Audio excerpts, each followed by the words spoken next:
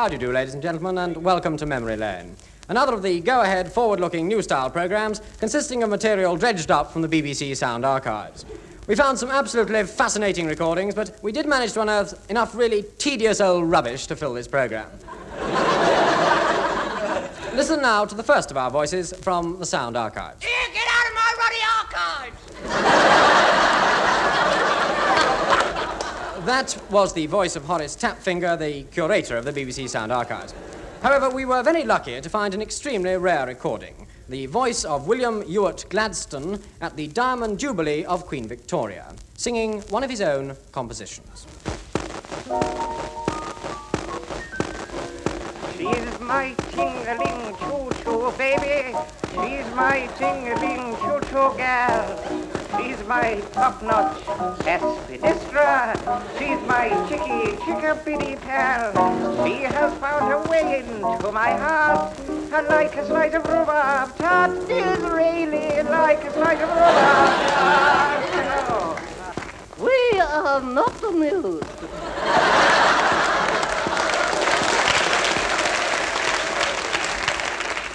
Finally, an early recording of a famous piece of music.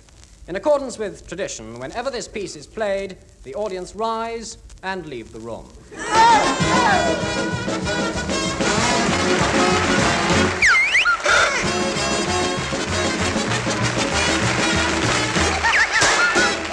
Yes, with the Angus Prune tune, we grope our way back into the murky past and bring you the historic voices of Tim Boadicea Taylor, David Goliath Hatch, Joe Roman Kendall, William Shakespeare Oddie, and in place of bad King John Cleese, who's unwell, Graham Lord Kitchener-Garden. And here to bring them all to life, is the rich man's John Otto Cleese, Graham Blotto Garden. Oh no, I'm sorry, I'll read that again. Is that all right?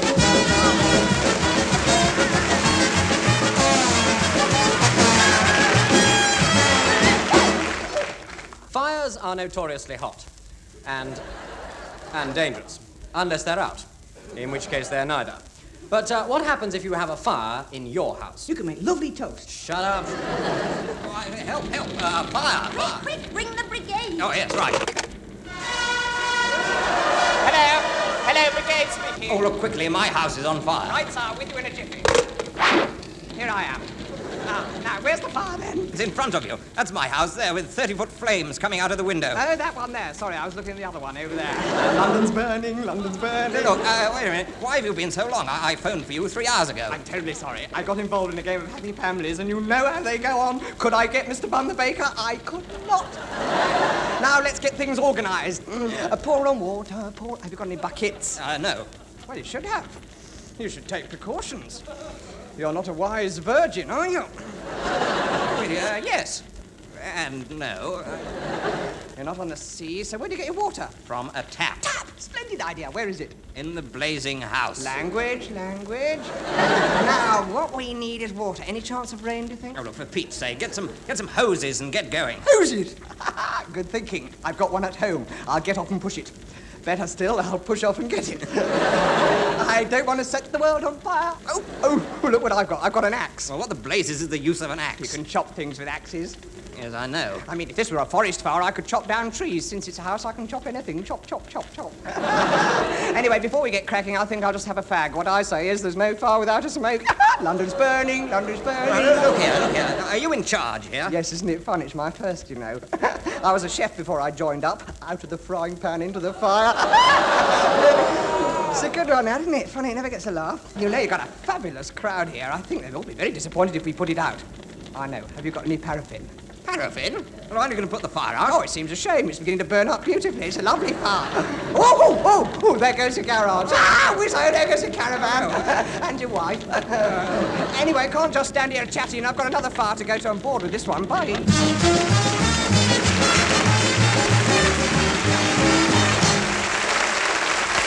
Daddy's taking us to the zoo tomorrow, zoo tomorrow, zoo tomorrow. Daddy's taking us to the zoo tomorrow. We can stay all day. We're going to the zoo, zoo, zoo. How about you? You can come too. We're going to the zoo, zoo, zoo. Anybody in any doubt where we're going? It's zoo time. Hooray! And today, I'm speaking direct from the Monkey House on an outside broadcast, or as we say in the BBC, Oh, baby. No, that's the monkeys. And first of all, a word from Alistair Mushroom, who has spent his whole life amongst the yaks of Tibet.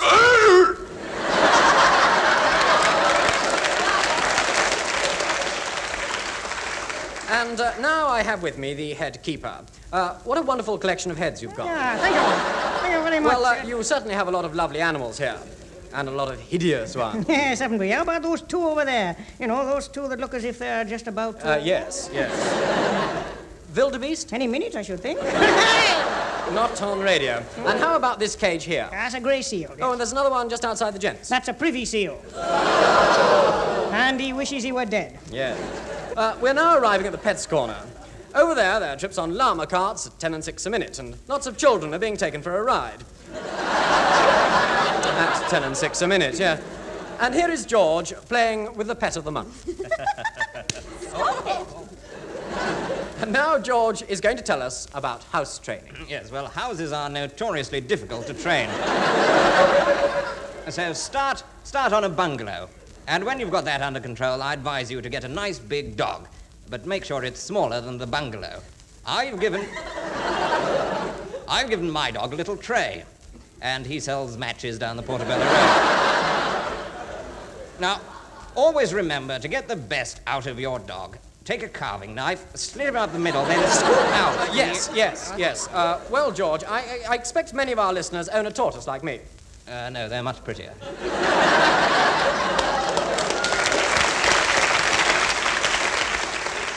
I'm sure, like mine, their pets at the start of last winter crawled under a pile of dead leaves, curled up inside their shells, and have stayed there quite still for several months. Now, in the animal world, there's a word for this. Yes, they are what we zoologists call dead.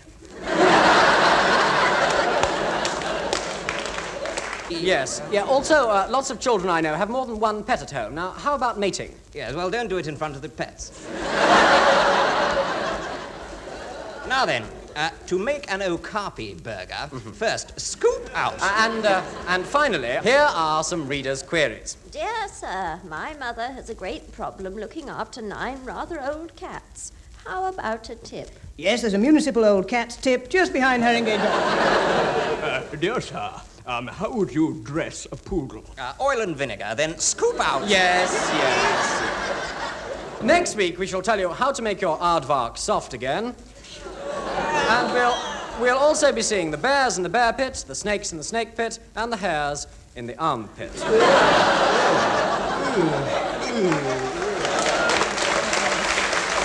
Now, here is one of the few remaining singing men in captivity. I've just been at the zoo. There were animals in there too. I heard them growl, I heard them howl. Who tells them what to do? Oh, which does what and why? Who give me a reply? Oh, why does a pussycat go meow? A parrot squawk and a dog bow wow.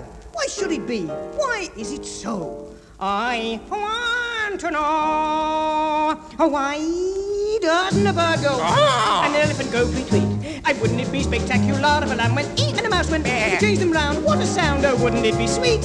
Why doesn't a bird go? And an elephant go tweet-tweet? Not my fault. All right. Oh, moo cows live in herds, and flocks are for the birds. Why should it be? It wasn't me who chose those silly words. A gaggle or a flight, who says what's wrong or right? I think myself it would be nice if we could have a pride of mice, a swarm of dog, or a shoal of cat. And if it comes to that,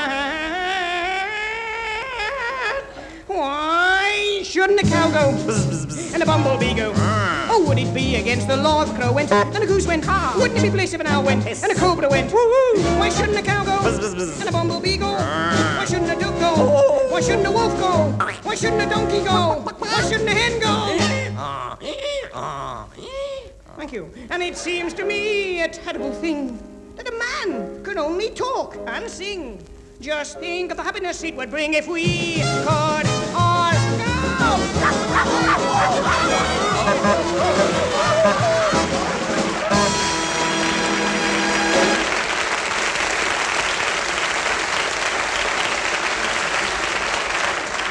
Time now to meet one of England's greatest thinkers. Yes, come with us to the London apartments of the Honourable Bertie Brown Windsor to meet the inimitable Grimbling, the original gentleman's gentleman. Oh, I see.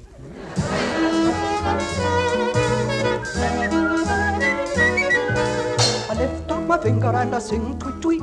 Shush shush, now, come. Come, excuse me, sir. Oh, what ho, Grimbling? There's a gentleman to see you, sir. Oh, I say, Grimbling, I'm in the middle of my breakfast. Yes, I noticed you'd fallen in the porridge. Well, you'd better tell him to come in. I don't think there's room for you both in the porridge bowl, sir. But anyway, here he comes now, Mr. Footles-Stick Baskerville Hatch. I say, what ho, Bertie? I say, what ho, Footles? Pip pip, Ching ching, bung ho, plonkty plonk, dickety snitch, ding dong, fiddly dee, doodly pip, bye. bye.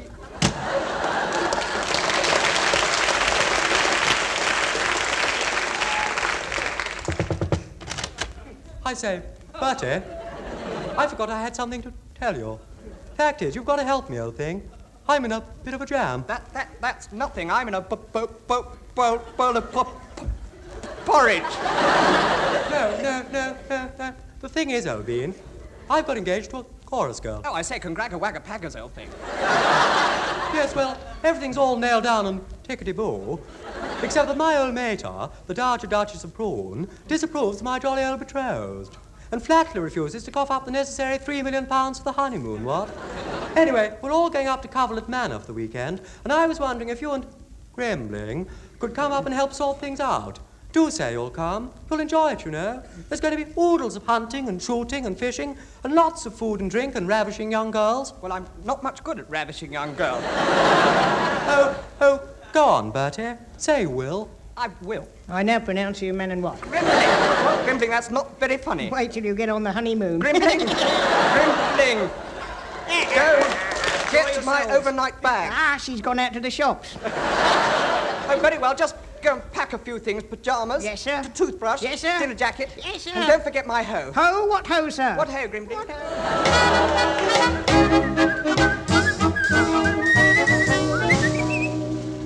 Coverlet Manor, home of Lady Constance de Coverlet, lies amidst rolling parklands, nestled in the very bosom of old England. Did somebody call?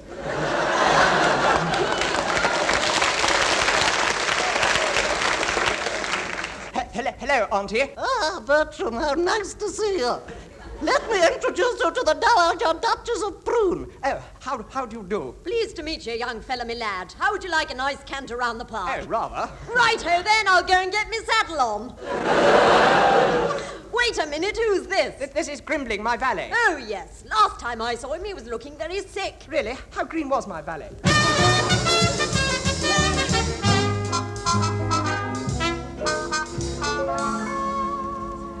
Bertie Brown-Windsor and Footles-Stick Baskerville Hatch spent the afternoon playing tennis. Suddenly, Grimbling rushed out onto the court, snatched up a tennis racket, and hit a large plate of egg and chips over the net. Dinner is served, gentlemen.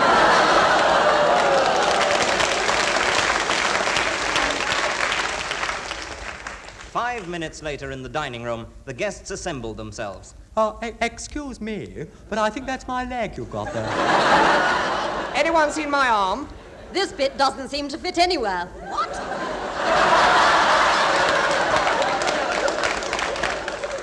After dinner, the guests went outside to enjoy the last of the day's sunshine. I say, Lady Constance, what a spiffing patio. Oh, I didn't know it showed.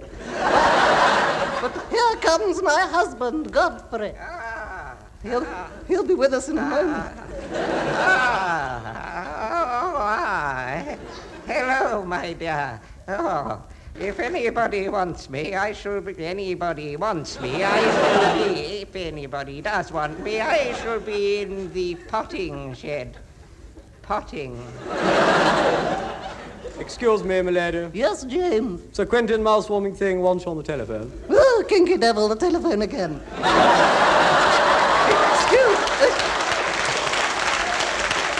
Excuse me a moment. I say, Bertie. Yes, Footles. Sir Quentin Mousewarming Thing is the owner of the Purple Puma Club, where my fiancée, the chorus girl, Gladys Gotobed, of whom my mother, the Dowager Duchess of Prune, disapproves, and with whom, i.e. Gladys, the honeymoon my mother, the Dowager Duchess, is unwilling to finance, albeit that I love her dearly and aim to make her mine, namely Gladys, works. And if Sir Quentin Mousewarming Thing finds Gladys, who is arriving here this very evening, disguised as the head gardener for the purposes of concealment, if he finds her here, he'll blow the Gaff. And my mother will disinherit me. And she, my mother, will throw her, Gladys, out. And all will be lost. I don't understand. I know, but I get paid by the minute. My beloved. Yes? No, look, here comes my jolly old betrothed. Gladys, disguised as the head gardener. Oh, Inky Pinky, come to Footles for a great big huggy-wuggy. Here, watch what you're doing, young fellow.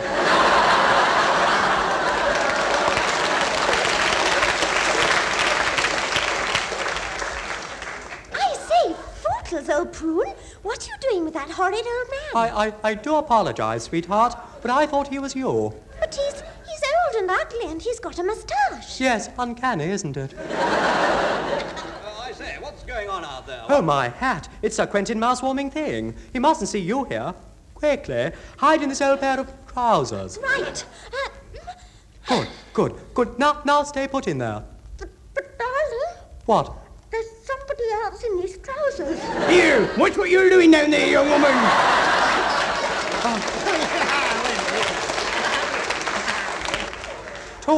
Too late. Here comes Sir Quentin. Keep out of sight. I say, what? What? Beautiful evening, what? Beautiful, what? What? What?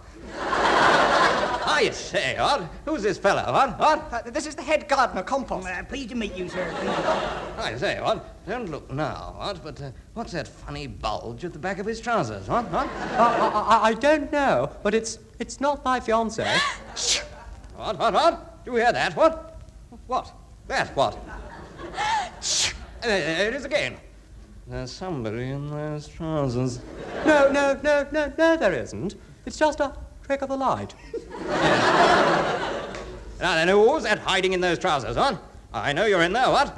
Come on out this instant. I'll give you a count of 3, and then I'm coming in after you. Come on, who's in there, what? Oh, crikey. It's the lodger. Lodger? Yes, there's a severe trouser shortage round here, you see, and, Compost very generously takes in lodgers in his trousers. Oh, I see, what? Very good, splendid, what? Splendid, what? Yes, what? I say, Footles, that was a close one. Yes, old thing. But what are we going to do now? Excuse me, sir. Grimbling, of course, you must help us. Yes, sir, I know. I took the liberty of hiding in your trousers, and I am now in full possession of the facts. Oh, well, can you... What was that? Can you help us? Yes, sir, I have a plan. You have a plan, Grimling. You have a plan, Grimling. You have a plan. But first, we must wait until Her Ladyship's butler, James, has gone to bed. And then we can put my plan into operation.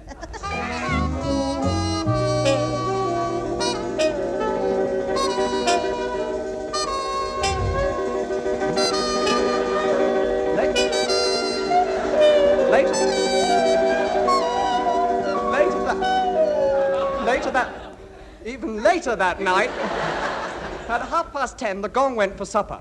Half an hour later, it came back from supper.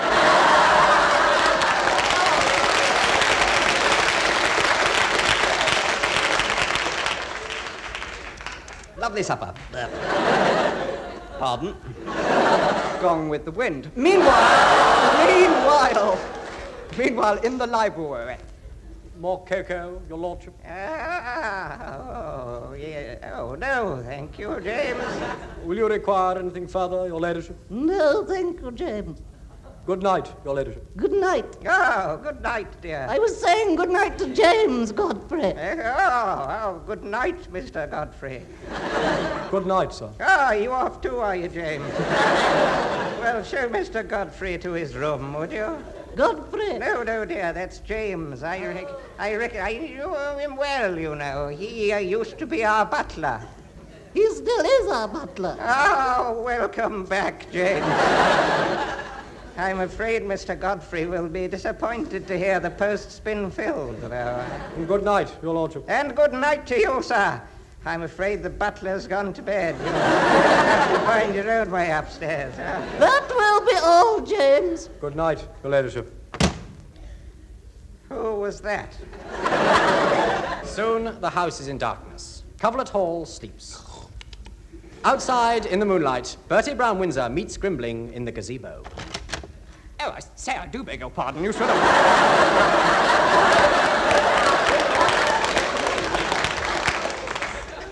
Sir, my plans are ready. By Jove, how absolutely spiffy-whippy-peeping. Yes, sir, yes. Well, come on, Grimbling, spill the beans. Well, it's very simple, really, sir. When I give the signal, you're to rush off up and down the corridor shouting, corn plasters, for pity's sake, corn plasters, as if in great pain. Now, on hearing this, the Dowager Duchess of Brune will rush to your assistance bearing a tin of those soothing medicaments. However, I have taken the liberty of placing a tin of exploding corn plasters, which I always carry with me in case of just such an emergency, in her room, so that when you put on the corn plasters and ask her to accompany you in the Eightsome Reel, she will accept. And as you dance, the corn plasters will explode. You will then cry, "The Redskins are upon us, flee for your lives." Meanwhile, I shall pelt everyone with concrete-filled hot water bottles, adding a touch of realism to the situation, and then burning down the house. Seeing the house in flames, they will have no option but to go to London and get married in Westminster Abbey, which I have taken the liberty of hiring, and all will be well. It's been done. It's worth a try, sir. But supposing the corn plasters don't explode. Ah, now you put your finger on it. Oh, I do beg your pardon. Let's see if I've got it. Exploding corn plasters, Eightsome Reel, Redskins, Far Westminster Abbey. That's all tickety-boo then. Well, here goes. Corn plasters! Corn plasters! I say, for pity's sake, corn plasters! Here you are. Oh, thank you. Shall we dance? Oh! The Redskins are upon us. Flee for your lives. Hang on to his head. Hang on to the hot water bottle!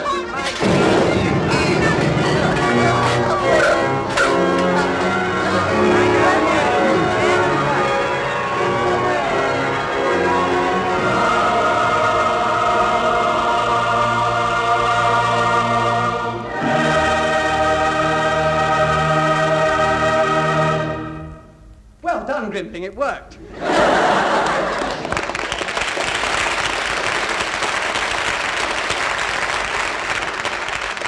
Congratulations, Pootles. I hope you'll be very happy together. Here's £3 million for the honeymoon. Well, I'm afraid there was one slight error, sir. You see, in the darkness, Mr. Baskerville Hatch did make one mistake. Oh, no. Oh, Pootles, where shall we go for the honeymoon? Oh, lucky man! Oh, yes!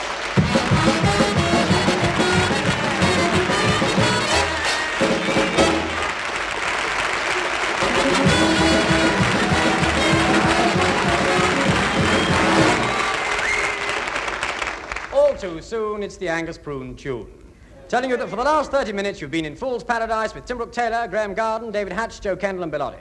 The scripts were by Graham Garden, David Hatch, Eric Idle and Bill Oddie. The songs were by Bill Oddie with music provided by lovable Leon Cohen, who also did the arrangements. To make matters worse, the producer was Humphrey Barclay, based on an original idea by Mr. and Mrs. Barclay.